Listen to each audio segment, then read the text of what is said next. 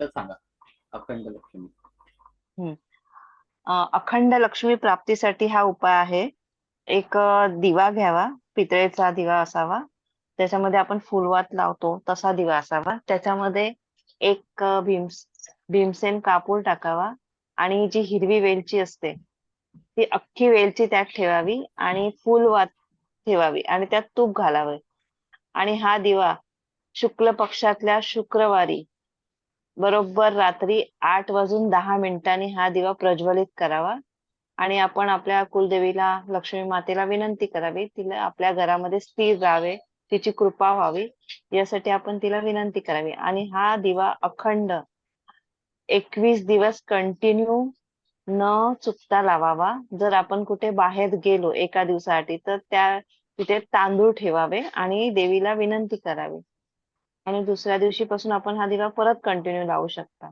जर जास्त दिवसासाठी आपण बाहेर गेलो तर त्या ठिकाणी म्हणजे आपल्या गावी किंवा कुठे फिरायला तिथे आपण हा दिवा लावावा. यामध्ये कधी खंड पडू देऊ नये. याचे खूप चांगले परिणाम आपल्याला मिळतात. म्हणजे दर धन्यवाद. शुक्रवारी ना का रोज चालू पाहिजे? रोज. नाही, रोज दिवा लावावा, रोज दिवा लावा. शुक्रवारी चालू करावा पण तो कंटिन्यू लावावा.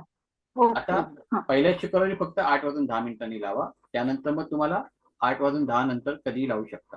कधीही लावू शकता. खूप चांगले परिणाम याचे मिळतात. त्या करतायत 2 महिने. हे फक्त 21 दिवस करायचं की सांगतो पुढे ना, कंटिन्यू 21 दिवसात करायचं? जर नाही. तुम्हाला वाटलं की मला फायदा होतोय, ओके, मग तुम्ही कंटिन्यू करायचं. आता हे बघा, हे 2 महिन्यापेक्षा हा. जास्त करतायत, त्यांना चांगलं वाटते ते करतायत.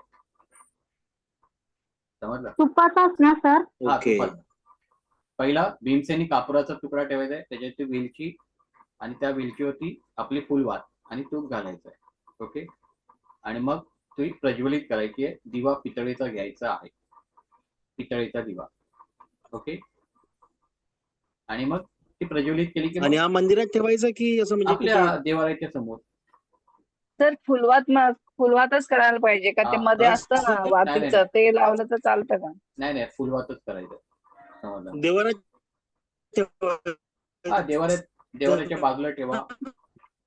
पण ते ईशान्य दिशेत. फुलवात जास्त वेळ जळणार नाही ना सर? हा, नको जळून दे ना. समजलं ना? कापूर नाहीतरी पेट घेणारच आहे. त्याने काय होणार आहे, कापूर एकदा पेट घेतला की निगेटिव्हिटी ऍब्झॉर्ब करतो. समजलं ना?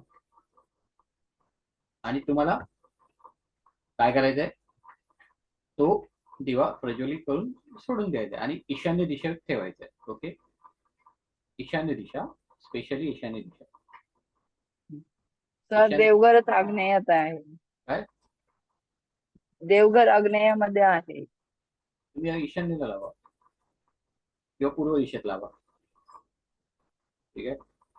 अच्छा. अभी ये शुरुआत है, अभी ये शुरुआत है, आगे आगे देखो होता है क्या. आता हे तुम्ही तुमच्या मित्र मैत्रिणींना कोणालाही देऊ शकता. ओके, पहिला तुम्ही स्वतः अनुभव घ्या. आपल्याकडे आपला कोर्स संपेपर्यंत 21 दिवस होणार आहे, त्यापेक्षा जास्त होणार. मग तुम्ही त्यात मला सांगू शकता की या बाबा आम्हाला आता बघा, आता कृष्ण पक्ष सुरू झालेला आहे, पौर्णिमा संपली आहे. आता अमावस्या झाल्यानंतर जो पहिला शुक्रवार येईल तो शुक्ल पक्षातला असेल. त्यामुळे आता तुम्हाला थोडा रेस्ट आहे, एक 13 दिवसाचा, नाही चतुर्थी काल झाली ना, 11 दिवसाचा, 11-12 दिवस तुम्हाला थांबावं लागेल. आफ्टर अमावस्या येणारा जो काही शुक्रवार असेल त्यावेळी तुम्हाला ते सुरू करायचं. ठीक आहे?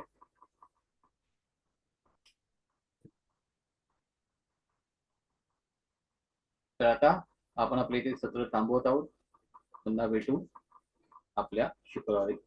ठीक आहे? सगळ्यांना गुड नाईट. Thank you sir.